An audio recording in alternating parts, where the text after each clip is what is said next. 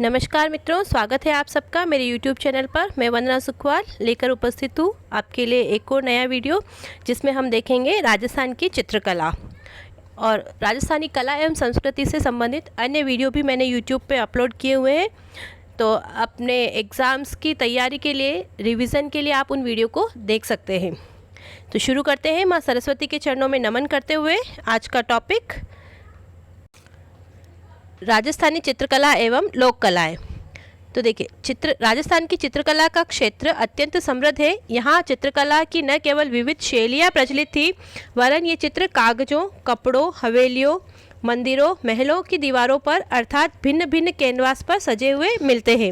राजस्थान में आलनिया, दर्रा कोटा, बेराट जयपुर, दर भरतपुर नामक स्थानों से शैलाश्रयों अर्थात गुफाओं में आदि मानव द्वारा बनाए रेखांकन प्रदेश की प्रारंभिक चित्रण परंपरा को दर्शाते हैं। तो देखिए, कहाँ कहाँ शैलाश्रय प्राप्त हुए हैं? आलनिया, दर्रा कोटा, बेराट जयपुर और दर भरतपुर में। V.S. वाकणकर ने राजस्थान में 1953 में कोटा में चंबल घाटी और दर्रा, झालावाड़ के निकट कालीसिंध घाटी और अरावली में माउंट आबू तथा ईडर में चित्रित शैलाश्रयों की खोज की। तो देखिए, चंबल घाटी, दर्रा, झालावाड़ के निकट कालीसिंध घाटी, अरावली, माउंट आबू में और ईडर में चित्रित शैलाश्रयों की खोज किसने की? V.S. वाकणकर ने। और कब की? 1953 में। राजस्थान में सर्वाधिक प्राचीन उपलब्ध चित्रित ग्रंथ 1060 ईस्वी में रचित ओघ नियुक्ति वृत्ति एवं 10 वेकालिका सूत्र चूर्णी जैसलमेर भंडार में मिले हैं। देखिए, नाम विशेषकर याद रखिएगा, ओघ नियुक्ति वृत्ति और 10 वेकालिका सूत्र चूर्णी कहाँ मिले हैं? जैसलमेर भंडार में। और कब के हैं ये? 1060 ईस्वी के। देखेंगे आगे, ओघ नियुक्ति वृत्ति, 10 वेकालिका सूत्र चूर्णी। विशुद्ध राजस्थानी चित्रकला का जन्म 1500 ईस्वी के आसपास मान सकते हैं। राजस्थानी चित्रकला की जन्मभूमि मेदपाट अर्थात मेवाड़ है, जो अजंता चित्रशैली से पूर्णतया प्रभावित है। तो राजस्थानी चित्रकला की जन्मभूमि कहा जाता है मेवाड़ को। राजस्थानी चित्रकला पर प्रारंभ में जैन शैली, गुजरात शैली और अपभ्रंश शैली का प्रभाव था, किंतु बाद में यह मुगल चित्रकला से प्रभावित हुई। तो जैसे जैसे राजस्थान का संपर्क अन्य देशी रियासतों से होता गया, उन शैलियों का प्रभाव राजस्थानी चित्रकला शैली पर भी पड़ता गया। आगे देखेंगे, राजस्थानी चित्रकला का सबसे पहला वैज्ञानिक विभाजन आनंद कुमार स्वामी ने राजपूत पेंटिंग्स नामक पुस्तक में सन 1916 में प्रस्तुत किए। तो राजस्थानी चित्रकला का पहला वैज्ञानिक विभाजन किसके द्वारा किया गया? आनंद कुमार स्वामी द्वारा। पुस्तक कौन सी थी? राजपूत पेंटिंग्स। और कब किया गया? 1916 में। कुमार स्वामी, O.C. गांगुली और हैवेल ने इसे राजपूत चित्रकला कहा है। तो राजस्थानी चित्रकला को राजपूत चित्रकला किसने कहा है? कुमार स्वामी, O.C. गांगुली तथा हैवेल ने। W.H. ब्राउन ने भी अपने ग्रंथ इंडियन पेंटिंग्स में इस प्रदेश की चित्रकला को राजपूत कला नाम दिया। तो W.H. ब्राउन का ग्रंथ कौन सा है? इंडियन पेंटिंग्स, और उन्होंने इस चित्रकला को नाम दिया राजपूत कला। राय कृष्णदास ने इन मतों का खंडन कर इसे राजस्थानी चित्रकला नाम दिया। राजस्थान की चित्रकला की विभिन्न शैलियों पर अनेक विद्वानों ने पुस्तकें प्रकाशित कर इसके प्रारूप को स्थापित करने में सहयोग दिया, जिनमें मेवाड़ पर सर्वश्री डॉक्टर मोतीचंद्र, श्रीधर अंधारे, डॉक्टर R.K. वशिष्ठ एवं किशनगढ़ पर श्री एरिक डिकिंसन एवं डॉक्टर फैयाज अली, बूंदी कोटा पर सर्वश्री प्रमोद चंद्र, W.G. ऑर्चर एवं महाराजा ब्रजेंद्र सिंह कोटा के नाम प्रमुख हैं। तो देखिए, जो चित्रकला शैलियाँ थी उन पर सर्वाधिक खोज और उन्हें प्रकाश में लाने का श्रेय किनको जाता है? तो मेवाड़ चित्रकला शैली डॉक्टर मोतीचंद, श्रीधर अंधारे, डॉक्टर R.K. वशिष्ठ। किशनगढ़ शैली एरिक डिकिंसन एवं डॉक्टर फैयाज अली। बूंदी कोटा सर्वशैली प्रमोद चंद्र, W.G. आर्चर और महाराजा ब्रजेंद्र सिंह कोटा के नाम प्रमुख हैं। अब देखिए, राजस्थानी चित्रकला की विशेषताएं। लोक जीवन से जुड़ाव, भाव प्रवणता, विषय वस्तु की विविधता, विभिन्न रंगों का संयोजन, प्राकृतिक परिवेश, देश काल के अनुरूपता आदि विशेषताओं के आधार पर राजस्थानी चित्रकला की एक विशिष्ट पहचान है। धार्मिक और सांस्कृतिक स्थलों की चित्रकला में लोक जीवन की भावनाओं की बहुलता, भक्ति और श्रृंगार का सजीव चित्रण, चटकीले व चमकदार रंगों का संयोजन विशेष रूप से दिखाई देता है। अब राजस्थान की चित्रकला यहाँ के महलों, किलों और मंदिरों, हवेलियों में अधिक देखी जा सकती है। राजस्थानी चित्रकारों ने विभिन्न ऋतुओं का श्रृंगारिक चित्रण कर उन्हें मानव जीवन पर पड़ने वाले प्रभावों का भी अंकन किया है। प्राकृतिक सौंदर्य के साथ साथ नारी सौंदर्य का सजीव चित्रण राजस्थानी चित्रकला का एक अलग पहचान है। राजस्थानी चित्रकला राजा महाराजाओं, राजपुत्रों व सामंतों के संरक्षण में फली फूली।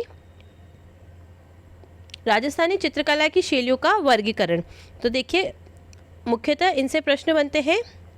कितने प्रकार की शैलियाँ हैं और उनकी उपशैलियाँ कौन कौन सी है और कौन कौन से क्षेत्र विशेष में वो प्रचलित है। सबसे पहले देखेंगे हम। अब देखिए इन शैलियों को भौगोलिक सांस्कृतिक आधार पर 4 वर्गों में बांटा है। मेवाड़ शैली, मारवाड़ शैली, हाड़ौती शैली और ढूंढाड़ शैली। मेवाड़ शैली में प्रमुख शैलियाँ हैं चावंड, उदयपुर शैली, नाथद्वारा शैली, देवगढ़ उपशैली, सावर उपशैली, शाहपुरा उपशैली, बनेड़ा, बागोर, बेगू, केलवा आदि ठिकानों की कला।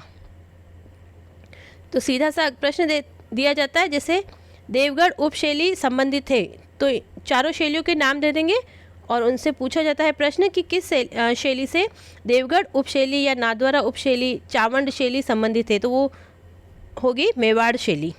मारवाड़ शैली में जोधपुर शैली, बीकानेर शैली, किशनगढ़ शैली, अजमेर शैली, नागौर शैली, सिरोही शैली, जैसलमेर शैली, घाणेराव, रिया, भिणाय, जूनिया आदि ठिकाना कला है। अब देखिए मुख्यतः किशनगढ़ को लेकर कन्फ्यूज़न होता है। तो देखिए किशनगढ़ में राठौड़ों का राज था और राठौड़ संबंधित थे मारवाड़ से, तो किशनगढ़ उपशैली किससे संबंधित है? मारवाड़ शैली से। हाड़ौती शैली में बूंदी, कोटा और झालावाड़ की उपशैली। ढूंढाड़ शैली में आमेर, जयपुर शैली, शेखावाटी शैली, अलवर शैली, उनियारा उपशैली तथा झिलाय, इसरदा, शाहपुरा, सामोद आदि ठिकाना कला किससे संबंधित है? ढूंढाड़ शैली से।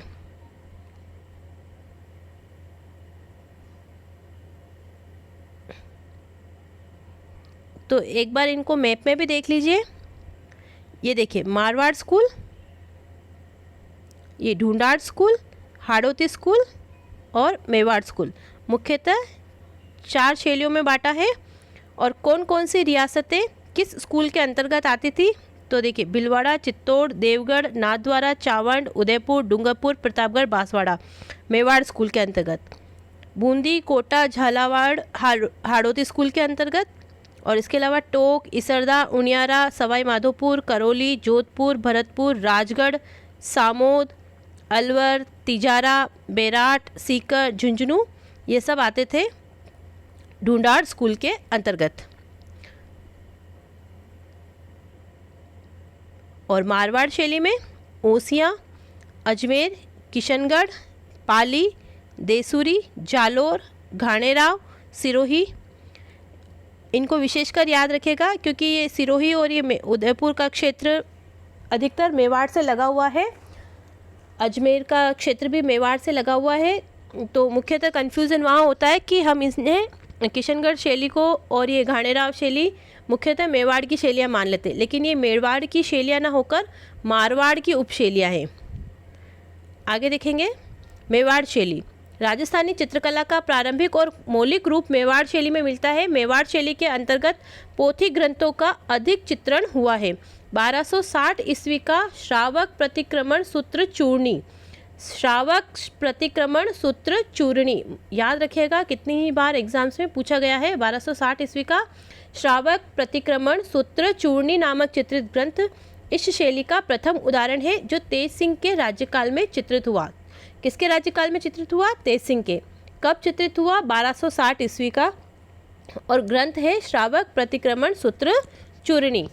यही शैली 1423 ईस्वी की देलवाड़ा में लिखी गई सुपासनाह चरियम नामक पुस्तक में दिखाई देती है। देखिए ग्रंथ का नाम है सुपासनाह चरियम। डगलस बैरेट एवं बेसिल गेने ने चोर पंचाशिका शैली, का उद्गम मेवाड़ में माना है। महाराणा कुंभा का काल कलाओं के उत्थान की दृष्टि से स्वर्णिम युग माना जाता है। उदय सिंह 1535 से 1572 ईस्वी के काल में बने हुए चित्रों में भागवत पुराण का पारिजात अवतरण, भागवत पुराण का पारिजात अवतरण 1540 ईस्वी। मेवाड़ के चित्रकार नाना राम की कृति है। महाराणा प्रताप के समय 56 की पहाड़ियों में स्थित राजधानी चावंड में भी चित्रकला का विकास हुआ। इस काल की प्रसिद्ध कृति ढोला मारू 1592 ईस्वी है, जो राष्ट्रीय संग्रहालय नई दिल्ली में सुरक्षित है। तो देखिए, चावंड शैली का ग्रंथ है, चावंड शैली की प्रसिद्ध कृति है ढोला मारू, और मेवाड़ के चित्रकार नाना राम की कृति है पारिजात अवतरण। उदयपुर शैली, महाराणा अमर सिंह प्रथम के शासनकाल में चावंड चित्रशैली का अधिक विकास हुआ। महाराणा अमर सिंह के समय में रागमाला 1605 ईस्वी मेवाड़ शैली का प्रमुख ग्रंथ है। इन चित्रों को निसारदीन नामक चित्रकार ने चित्रित किया है। मेवाड़ में राणा जगत सिंह प्रथम का काल मेवाड़ की लघु चित्रशैली का स्वर्णकाल कहा जाता है। मोस्ट इम्पोर्टेंट, राणा जगत सिंह प्रथम का काल मेवाड़ की लघु चित्रशैली का स्वर्णकाल कहा जाता है। इस काल में रसिक प्रिया, गीत गोविंद, भागवत पुराण, रामायण इत्यादि विषयों पर लघु चित्रों का निर्माण हुआ। राणा जगत सिंह कालीन प्रमुख चित्रकार साहबदीन और मनोहर रहे हैं।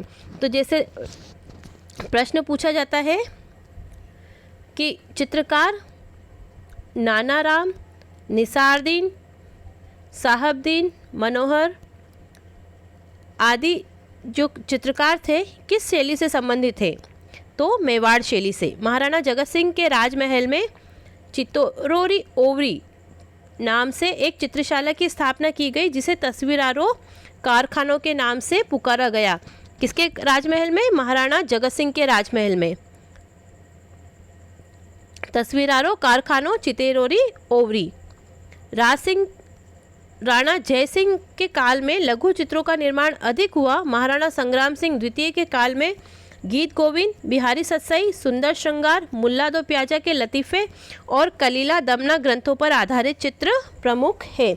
मेवाड़ शैली में पुरुषाकृति गठीली, मूछों से युक्त भरे चेहरे, विशाल नयन, खुले हुए अधर, छोटी ग्रीवा, छोटा कद, उदयपुरी पगड़ी व लंबा साफा तथा स्त्रियों का चित्रांकन, सरलता के भाव से युक्त मीनाकृत आंखें, सीधी लंबी नाक, भरी हुई दोहरी चुबुक, ठिंगना कद, लुगड़ी घाघरे और कंचुकी तथा ठेठ राजस्थानी आभूषणों से सज्जित रहा है। प्रकृति का संतुलित चित्रण मेवाड़ चित्रकला की प्रमुख विशेषता रही है। अधिकतर लाल, पीले, हरे, नीले, सफ़ेद आदि सूचक रंगों का प्रयोग है और प्रमुख रंग तो था लाल रंग। तो पूछा जाता है अगर परीक्षा में कि मेवाड़ शैली का प्रमुख रंग है लाल, पीला, हरा, सफ़ेद, तो लाल रंग मेवाड़ शैली में मुख्यतया देखने को मिलता है और मारवाड़ शैली में पीले रंग की प्राधान्यता है। नाथद्वारा शैली, मेवाड़ शैली का दूसरा प्रमुख दौर नाथद्वारा शैली में दिखाई देता है। नाथद्वारा में पुष्टि मार्गीय संप्रदाय की भारत प्रसिद्ध प्रमुख पीठ है, जो श्रीनाथ जी की भक्ति का प्रमुख केंद्र होने के कारण मेवाड़ की चित्र परंपरा में नया अध्याय जोड़ता है। यह उदयपुर शैली और ब्रज शैली का समन्वित रूप है। तो देखिए, उदयपुर शैली और ब्रज शैली का समन्वित रूप कौन सा है? नाथद्वारा शैली। नाथद्वारा शैली की मौलिक देन श्रीनाथ जी के स्वरूप के पीछे सज्जा के लिए बड़े आकार के कपड़े के पर्दे पर बनाए गए चित्र पिछवाइयाँ के नाम से जाने जाते हैं। तो पिछवाइयाँ कहाँ की प्रसिद्ध है? नाथद्वारा की। 18वीं सदी के इन चित्रों में कृष्ण चरित्र की बहुलता के कारण यशोदा, नंद, बाल ग्वाल, गोपियाँ, वल्लभ संप्रदाय के संतों का चित्रांकन विशेष रूप से हुआ है।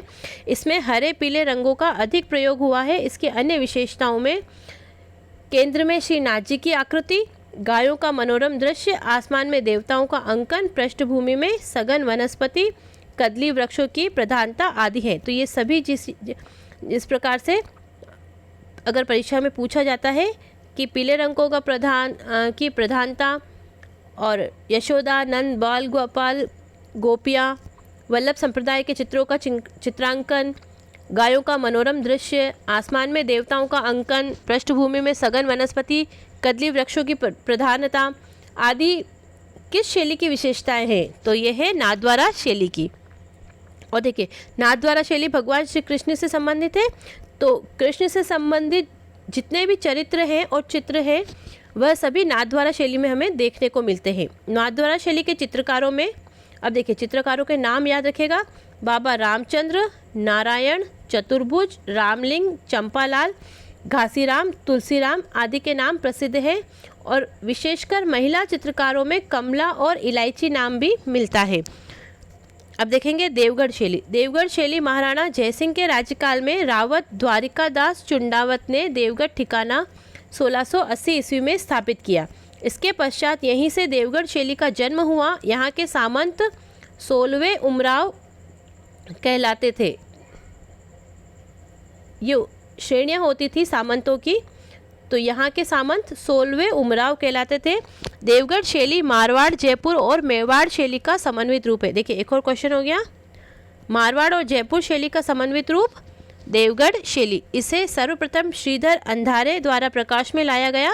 इस शैली में प्रमुख चित्रकारों में बगता, कंवला प्रथम, कंवला द्वितीय, हरचंद, नंगा, चोखा बैजनाथ, प्राकृतिक परिवेश, शिकार के दृश्य, अंतपुर, राजसी ठाट बाट, श्रृंगार, सवारी आदि इसके प्रमुख विषय रहे हैं। इसमें पीले रंग की बहुलता रही है। इस शैली के भित्ति चित्र अजारा की ओवरी, मोती महल आदि में देखने को मिलते हैं। ओवरी का अर्थ होता है कक्ष। अगली शैली है मारवाड़ शैली। अब मारवाड़ क्षेत्र की चित्रकला का वैभव मूलतः जोधपुर की दरबारी शैली के रूप में देखा जा सकता है, क्योंकि मारवाड़ का मुख्य केंद्र था जोधपुर। किंतु इसके अतिरिक्त जैसलमेर, नागौर, अजमेर के कुछ भागों में भी इसका व्यापक प्रभाव दृष्टिगत होता है। तिब्बती इतिहासकार लामा तारानाथ ने 7वीं सदी में मारू देश में चित्रकार श्रृंगधर का उल्लेख किया है, जिसने पश्चिमी भारत में यक्ष शैली को जन्म दिया। इसके प्रारंभिक चित्रावशेष हमें प्रतिहारकालीन ओघ नियुक्ति वृत्ति में मिलते हैं। यहाँ मारवाड़ी साहित्य के प्रेमाख्यानों पर आधारित चित्रण अधिक हुआ है। जोधपुर शैली मारवाड़ में कला और संस्कृति को नवीन परिवेश देने का श्रेय मालदेव को जाता है। इस काल की प्रतिनिधि चित्र शैली के उदाहरण हमें चोखेलाव महल तथा चित्रित उत्तराध्ययन सूत्र में प्राप्त होते हैं। सन 1610 ईस्वी में लिखित एवं चित्रित भागवत मेवाड़ एवं मारवाड़ की अनेक विशेषताओं से युक्त है। सन 1623 ईस्वी में कलाकार वीरजी द्वारा पाली के प्रसिद्ध वीर पुरुष विट्ठल दास चंपावत के लिए रागमाला चित्रावली चित्रित की गई। लघु चित्रों में छोटे आकार की इकहली वसली पर निर्मित ये चित्र शुद्ध राजस्थानी शैली में अंकित हैं। जोधपुर शैली के इस एक मोड़, देखिए जोधपुर शैली में एक मोड़ महाराजा जसवंत सिंह के समय आया। कृष्ण चरित्र की विविधता और मुगल शैली का प्रभाव इस काल में चित्रों में देखने को मिलता है। महाराजा अजीत सिंह के शासनकाल में संभवतः मारवाड़ शैली के सबसे अधिक सुंदर एवं प्राणवान चित्र बने, जिनमें सामंती संस्कृति का सजीव चित्रण प्रस्तुत किया गया। महाराजा अभय सिंह के राज्यकाल में चित्रकार डालचंद को विशेष ख्याति प्राप्त हुई। इनके चित्र महाराजा अभय सिंह नृत्य देखते हुए 1725 ईस्वी का मेहरानगढ़ संग्रहालय जोधपुर एवं कुंवर संग्राम सिंह संग्रहालय जयपुर में सुरक्षित देखे जा सकते हैं। आगे देखेंगे महाराजा मानसिंह 1803 से 1843 ईस्वी ने मारवाड़ की चित्रकला को चरमोत्कर्ष पर पहुंचाया। नाथ संप्रदाय के, देखिए इम्पोर्टेंट है, महाराजा मानसिंह किस संप्रदाय से संबंधित थे? तो नाथ संप्रदाय के अनुयायी महाराजा ने नाथों से संबंधित असंख्य चित्र बनवाए। इस समय के प्रमुख चित्रकारों में अमरदास भाटी, दाना भाटी, शंकरदास, माधोदास, राम सिंह भाटी, शिवदास इत्यादि प्रमुख है। दाना भाटी द्वारा निर्मित चित्रों में मारवाड़ का चित्रण परंपरा का चरमोत्कर्ष देखा जा सकता है। मारवाड़ जोधपुर शैली के विषयों में प्रेमाख्यान प्रधान विषय रहा है। इन प्रेमाख्यानों में ढोला मरवण, मूमल महेंद्रा, रूपमती बाज बहादुर, कल्याण रागिनी प्रसिद्ध हैं। जोधपुर शैली के पुरुष लंबे चौड़े गठीले बदन के तथा उनके गलमुच्छ, ऊंची पगड़ी, राजसी वैभव के वस्त्राभूषण और स्त्रियों की वेशभूषा में ठेठ राजस्थानी लहंगा, ओढ़नी, लाल फुंदनों का प्रयोग मुख्य रूप से हुआ है। बादाम सी आंखें और ऊंची पाग जोधपुर शैली की अपनी निजी देन है। मारवाड़ शैली में लाल पीले रंग का बाहुल्य है, जो स्थानीय विशेषता है। प्रकृति का चित्रण मारवाड़ के परिवेश के अनुकूल हुआ है। चित्रों में खंजन पक्षी को भी बखूबी दर्शाया गया। तो खंजन पक्षी का चित्रण कहाँ हुआ है? मारवाड़ शैली में। और प्रधान रंग कौन सा है? पीला। तो इसको इस तरह से याद रखिए। देखिए, मारवाड़ में रेत ही रेत है और रेत का रंग कैसा होता है? पीला। तो इससे आप इसको संबंध करके रख सकते हैं। सिर्फ याद करने के हिसाब से बता रही हूँ।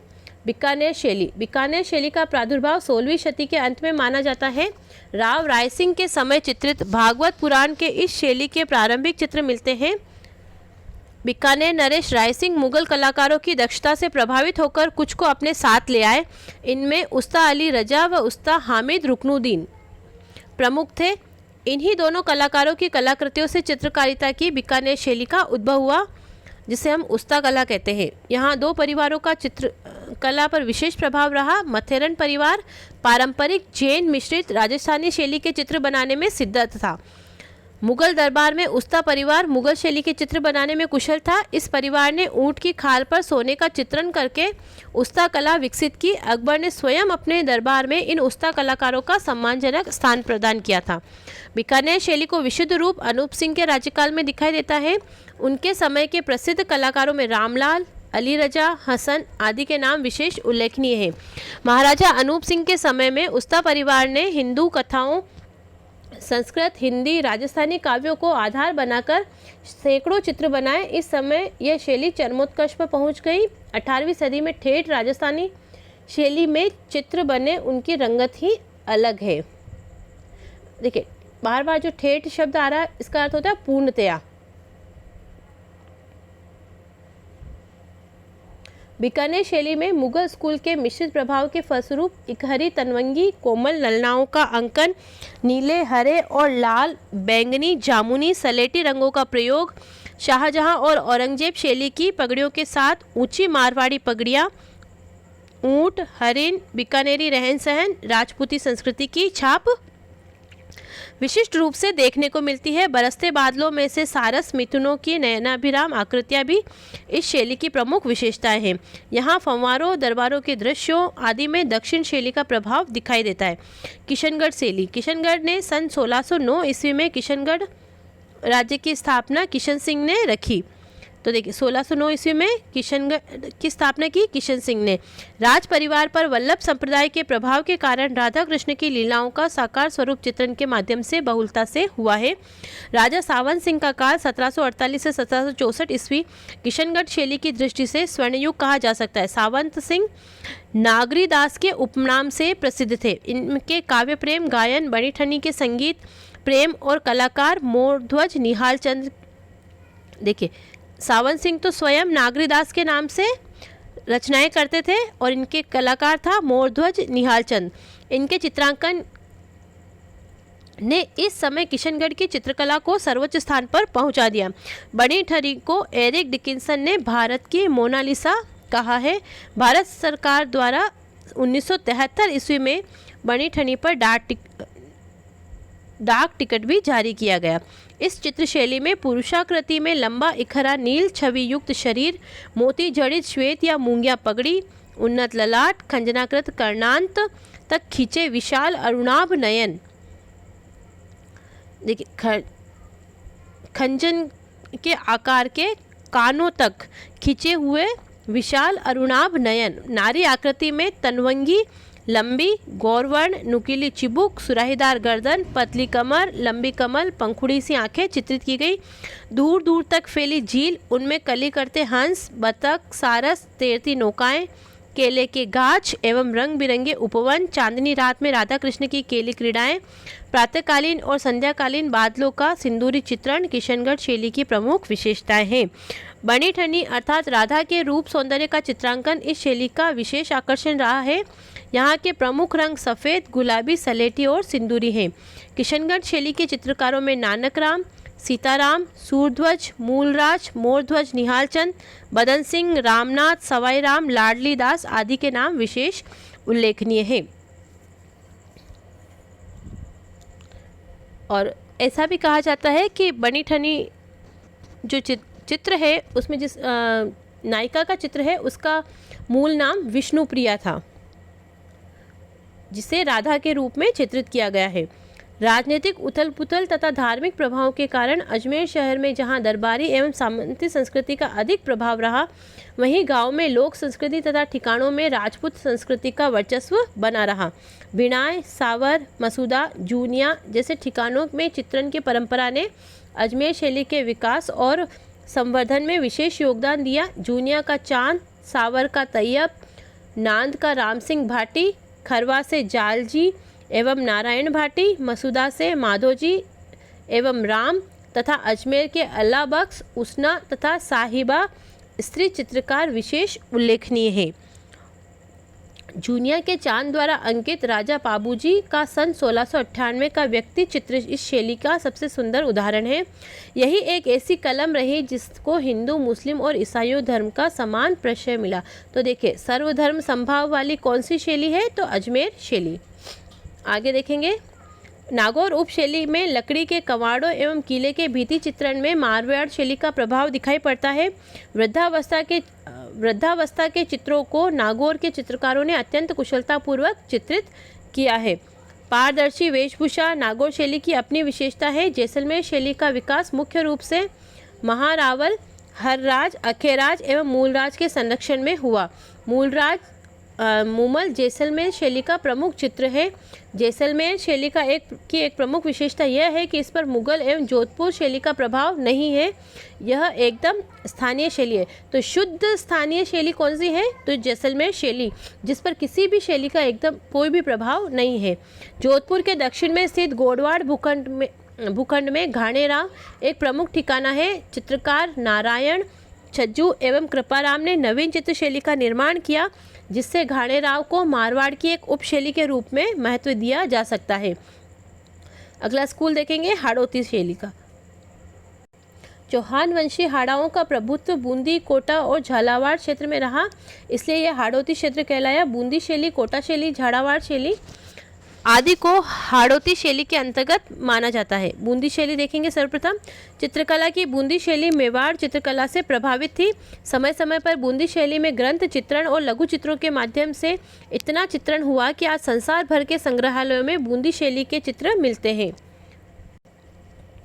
राव छत्रसाल हाड़ा के काल में इस शैली का विशेष रूप से विकास हुआ। राव छत्रसाल ने प्रसिद्ध रंगमहल बनवाया, जो सुंदर भित्ति चित्रों के लिए विश्व प्रसिद्ध है।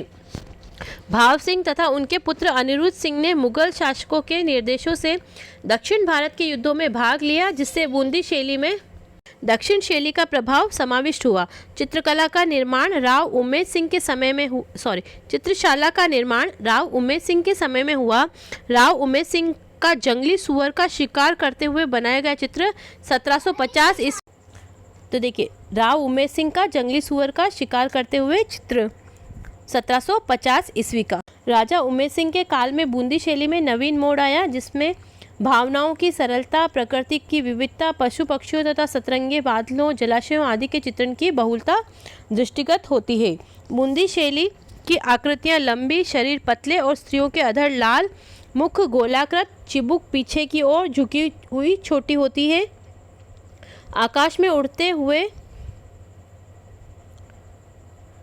काले कचरारे मेघ, बिजली की कौंध, घनघोर वर्षा, नदी में उठती जल तरंगे, हरे भरे वृक्ष और उन पर चहकती चिड़िया, नाचते मयूर, कलाबाजी दिखाते वानर, पहाड़ की तलहटी में विचरण करते वन्य जीवों का चित्रण बड़ा ही मनोहारी है। बूंदी शैली में पशु पक्षी चित्रण को विशेष महत्व दिया गया है। स्थापत्य की राजपूती वैभव, श्वेत, गुलाबी, लाल, हिंगलू, हरा आदि रंगों का प्रयोग बूंदी कलम की विशेषताएं रही हैं। राग रागिनी, नायिका भेद, ऋतु वर्णन, बारहमासा, कृष्ण लीला, दरबार, शिकारी, हाथियों की लड़ाइयाँ, उत्सव अंकन आदि चित्रकार इस शैली के चित्राधार रहे हैं, अर्थात इन पर आधारित चित्र अधिक बने हैं। इस शैली के चित्रकारों में सुरजन, अहमद अली, रामलाल, श्री किशन और साधुराम मुख्य थे। कोटा शैली देखेंगे। कोटा चित्रशैली का स्वतंत्र अस्तित्व स्थापित करने का श्रेय महाराव राम सिंह 1661 से 1705 ईस्वी को जाता है। उनके बाद महाराव भीम सिंह ने कोटा राज्य में कृष्ण भक्ति को विशेष महत्व दिया, जिसके फलस्वरूप कोटा शैली में वल्लभ संप्रदाय का पूर्ण प्रभाव दिखाई देता है। कोटा शैली को चरमोत्कर्ष उम्मेद सिंह के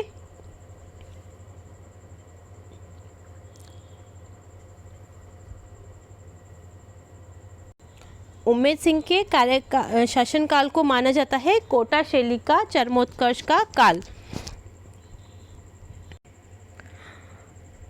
तो राव उम्मेद सिंह का कार्यकाल, शासनकाल उनका कोटा शैली का चरमोत्कर्ष का काल माना जाता है। तो ये था मित्रों प्रमुख चित्रकला शैली के स्कूल और उनसे संबंधित उनकी उपशैलियाँ। आशा करती हूँ आपको वीडियो पसंद आएगा। इसका जो अगला भाग होगा हम नेक्स्ट पार्ट में देखेंगे, जिसमें हम प्रमुख लोक संस्कृतियां हैं उससे संबंधित कुछ अन्य तथ्य भी लेकर उपस्थित होंगे, जैसे सांझी, मांडना इत्यादि। आशा करती हूँ आपको वीडियो पसंद आएगा। अगर पसंद आया तो इसे लाइक कीजिए, शेयर कीजिए और मेरे चैनल को सब्सक्राइब कीजिए। वीडियो को पूरा देखने के लिए बहुत बहुत धन्यवाद। जय भारत, जय हिंद।